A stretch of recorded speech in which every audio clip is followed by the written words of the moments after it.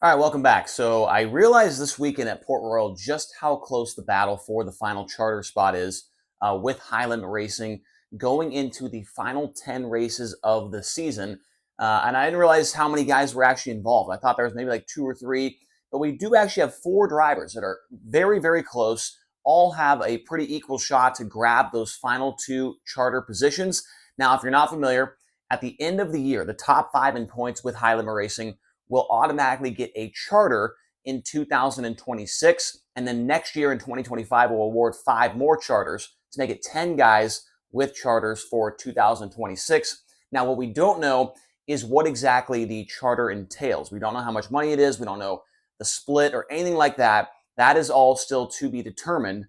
But that's one of the main things that a lot of these guys decided to go run high limit with. They wanted to take that chance, take that opportunity, and maybe get one of those things and see if it's worth it in 2026. And from the sounds of it, it's going to be pretty darn worth it, right? So we're going to wait and see how it all turns out. But we still need to focus on this because, man, is it very, very close. And I can already see right now in the comment section below, charters have nothing. They do not belong in dirt racing. And you see what they're doing with NASCAR. It's this and that and the other thing, right?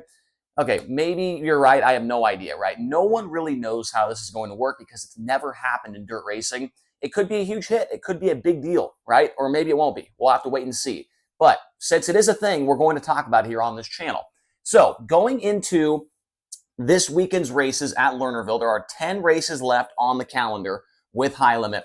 Brent Marks currently sits in the fourth position in points. If the season ended right now, he and James McFadden would get be the team owner, right? So Brent Marks Racing and Roth Enterprises would get the two charter positions. And now, if you go on the High Limit Racing points website, you're going to see that these things are a little bit switched around because that shows driver points. You have to click on the owner point standings, and this is what you'll get. So Marks has 2,237 points. Only 1 point behind him is the Roth Enterprises car driven by James McFadden. And then he's obviously in the fifth charter position. Behind him, it's only 52 points to Corey Day and 64 points to Justin Peck. So Day is 53 behind Brent Marks and Peck is 65 behind Marks, but they're a little bit closer to McFadden due to that 1 point position there. So things are very, very close here. And I did not realize how close Justin Peck was. He has been kind of rolling here recently while other guys like Day and like Marks have had their struggles, for Marks' case, he's had to use a couple of provisionals here recently. Day has had a couple of DNFs and things like that throughout the season. Obviously, he's won a lot of races, but he's one of those guys that we know. He's kind of a win-it-or-wear guy, right? He's exciting to watch. He'll go up there against the wall and beat the boards down. And sometimes it doesn't work out for him and he wrecks or he has a mechanical problem or whatever, right? So I don't know, man. I feel like it's wide open. And at the very end of this video, I'm going to provide my prediction of who I think, let me grab a pen while I think about that, who I think are going to be the two guys that do get these charter positions after going through some data here. So right down the middle, you can see all the things we're going to look at, including the remaining schedule and how these drivers have ran on those tracks, either in their career or this year with High Limit Racing. So we just talked about the differential in points there. Now let's talk about the last 10 races. So the last 10 races, obviously it is going to be a little bit skewed because a lot of races in California. So we've had 3 at Port Royal, and then the other 7 races all taking place in the state of California, Oregon, and Washington, so the West Coast. So for Brent Marks, he actually has the worst average finish in the last 10 races. And in those 10 races, he's had to use a couple of provisionals, right? His average finish is 12.1. So not a very good average finish compared to the rest of the guys on the board. The best one on the board is James McFadden. McFadden was absolutely fantastic in the state of California on the West Coast. Struggled a little bit there at Port Royal Speedway, but a 50-car field, a place he hasn't been phenomenal at in his career. We kind of expect to see that. So a 7.6 average finish for McFadden, which is about 5 positions different there. And that's a lot of points when it comes to that. 5 positions is a lot of points. Corey Day has an 11.0 average finish, which you would think would be a little bit better considering that he just came from the West Coast, but he did get into some incidents there and did not get the finishes he probably deserved. He had one of the fastest cars out there, but did not really get those finishes that we would have thought he would have had, right? And then Justin Peck, a quiet 9.3 average finish in the last 10 races. Peck, and this is a very interesting scenario with Peck because with the silly season rumors and things like that, it sounds like Peck is on the move, right? It sounds like this might not be a thing next year. with Peck and Buick Motorsports. I don't know. We'll have to wait and see how it all shakes out, but the rumors are starting to fly around and things like that, and it does not sound like that could be a pairing next year. Now, what would happen, though, if this 13 car got into the top 5? They got to stay on the tour, right? And who are they going to put in the car? Who knows? Maybe it's still Peck. I don't know, but I'm just telling you guys, I've heard some rumblings, right? Now, let's look at the average starting position for the last 10 races as well. Brent Marks, a 15.4 average finish or average start, which is not good. That means he's not making the dash on a very consistent basis.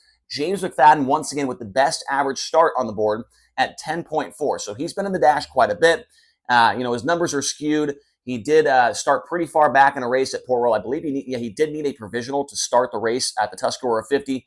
He started from the B main at Grays Harbor, so that number is skewed quite a bit, but he's been in the dash a lot here recently. Corey Day, a 13.2 average finish or average start for him in his last 10 races, and then a 12.2 for Justin Peck. So Peck, Day, and Marks are all starting relatively farther back in the field and having to make up ground throughout the main event. And obviously that's not going to work out for them over a 10 race deal. I mean, they're going to get into some incidents. They're going to not have a car to compete for a top 10 run, and they've got to start qualifying better and getting through those heat races and getting into the dash.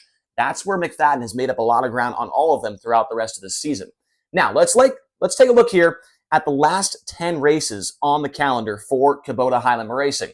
This weekend, 2 races at the Lernerville Speedway for the Commonwealth Clash, $50,000 on the line. And I'd have to think, obviously, these drivers are wanting to win that $50,000. But I would have to think if I'm Jason Myers, I'm telling Corey Day, hey, brother, I know you got this NASCAR deal going on, but I want to run the High Limit Tour next year. So let's try and put things together here and get into the top 5 in points. I think, you don't have to tell a guy like Brent Marks that. He knows what's on the line. Justin Peck, who knows what his situation is for next year, but obviously he hasn't won a race all year. He's going to be going hard. And then McFadden there as well. I think he knows the story as well. So earlier this year, we ran at the Lernerville Speedway. Brent Marks finished in the 7th position in that race. So a pretty respectable run there for him. James McFadden, 21st in that main event. I do have an asterisk next to him because he was taking the lead when he got into Tyler Courtney and blew a tire. So McFadden did not finish that race, but he was very fast and quite possibly the best car in that entire race. He just got into an incident. Corey Day would end up finishing 2nd in that Lernerville race, and then Justin Peck was 8th. So all these guys should have ran top 10 in that main event at Lernerville Speedway. But 2 nights of action, it sounds like there's going to be a really good field there. I don't know, man. We'll have to wait and see, but 2 nights at Lernerville is upcoming. Then we go down the road to Ohio, Eldora Speedway for 2 nights. And this is one where things could get interesting. It's going to be a tough field, right? Marks during the Joker's Jackpot, right? The race where all those outlaw guys were there during the Kings Royal Week. He finished in the 6th position, so a really good run there for Brent Marks. I don't think Eldora is going to be a problem for him at all. James McFadden was 10th in that race. Not a bad run there for him as well. I think if McFadden can just maintain this average finish of 10.4 throughout the rest of the year, he's going to be in good shape. A 10th place run in Eldora. Now, Corey Day did not qualify for the Joker's Jackpot main event. And then on his prelim night, or whatever you want to call it, the double down duels where we had the field split in half, he finished 23rd in that race. So Eldora is definitely not a place that Corey Day has a ton of laps at, has a ton of experience at, and that could be an issue for him, especially for 2 nights in a row of points-paying racing. Justin Peck would end up in the 4th position during that Joker's Jackpot main event, and then later in the week, he ran 3rd at the Kings Royal. So I think Peck and the Buick car have a really good setup. They are dialed in there at Eldora. Obviously, they have the best numbers compared to everybody else on this board at that racetrack, which could pay dividends for them later. Now, Florence Speedway is a huge wild card for this championship and for this charter thing because no one has ever been there before when it comes to High Limit Racing regulars and when it comes to the 4 guys that we're looking at here on this board. Florence Speedway, I don't even know what size track it is. I've never even seen a race there before. I have no idea what to expect. I did talk to Skylar G last weekend at Port Royal. He was there earlier this year for a Fast on Dirt Series race, and he said it was really good. It's pretty racy, right? So we'll see what happens, but I don't have any data to look back on for that race, right? So Florence is definitely a wild card in this race or in this championship fight. I will say I don't expect a huge car count there for that one. And so I don't think any of these guys are in jeopardy of needing a provisional or, needing to, race hard and come out of the B or anything like that. I think they'll all make it out of the heat race for Florence. Atomic Speedway is a different story. Now, we have not ran there all year with High Limit. There's going to be a ton of cars there, not only sprint cars, but also the late models with the Lucas Oil Series. So they're going to need to have a good setup there. It's going to be bone slick when it comes to the feature. Brent Marks, he has a 6th place run in 2023 with the All-Star Circuit of Champions. And then it was before that, it was like 7 years. In 2016, he ran 4th. So Marks, not a very deep notebook when it comes to the Atomic Speedway. McFadden, a 2-time All-Star winner there in the past. Corey Day will be making his debut, but I'm sure as you're thinking right now, that seems like a racetrack that is right up Corey Day's alley. I would not be shocked at all to see him run very well there at Atomic, right up against the wall, super high banked. I think he's going to be fine there. And then Justin Peck, he also has an All-Star Circuit of Champions win there in 2022 driving this 13 car. So I don't know. I think that they're all going to be pretty good at Atomic. Corey Day is definitely the guy to keep an eye on, though, because it is his debut there. That track is super banked. It is a little bit different from everywhere else. So that could be interesting. Now, I-70 would be the race after that, which would leave us with 4 races left to run. We ran there 2 times earlier this year, and all these guys on the board were pretty solid with the exception of Corey Day on the second night. So Brent Marks, 8th and 6th in those 2 races. McFadden was 7th and 8th. Corey Day did win one of those nights, but the other one he ran 20th. Now, I didn't go back through and watch all these races to find out what happened. But Corey Day, according to my race pass, did run all of the laps there and just finished 20th. He started 2nd. I don't know what happened, but maybe he went to the work area and came back. I cannot remember all the races off the top of my head, guys, so forgive me for that. But 1st and 20th there for Corey, showing that he does have speed, but not sure what happened there on the other one. And then Justin Peck, 9th and 4th. He's just been really quiet all year long, knocking down top 10s, every now and again a top 5. No wins, but Peck has been very, very consistent. Now, Lucas Oil Speedway, we're going to go back there for a makeup date. Brent Marks, he crashed in that race the last time we were there. He finished 23rd, did not finish the main event. McFadden was 3rd in the feature, and then Corey Day, he finished 26th in the main event. He did not finish as well, but I have an asterisk next to him because he did lead the race before having an engine or a rear end issue or something. He pulled off the track in the lead and did not finish the race. So an asterisk there for him. He seemed to be pretty good there at Lucas Oil before that incident. And then Peck, 6th place run. The guy has been very, very consistent, very quiet all year long, but you cannot deny that he has some of the best numbers on the board when it comes to the race tracks that we've been to throughout the year. He's been extremely solid. Now, we finished out the year at Texas Motor Speedway for 2 nights at the All-In Season Championship finale. We ran there once this year. Brent Marks was 6th. McFadden was 5th. Corey Day was 9th, and Justin Peck was 6th, Justin Peck was 21st, excuse me. He did not finish that main event.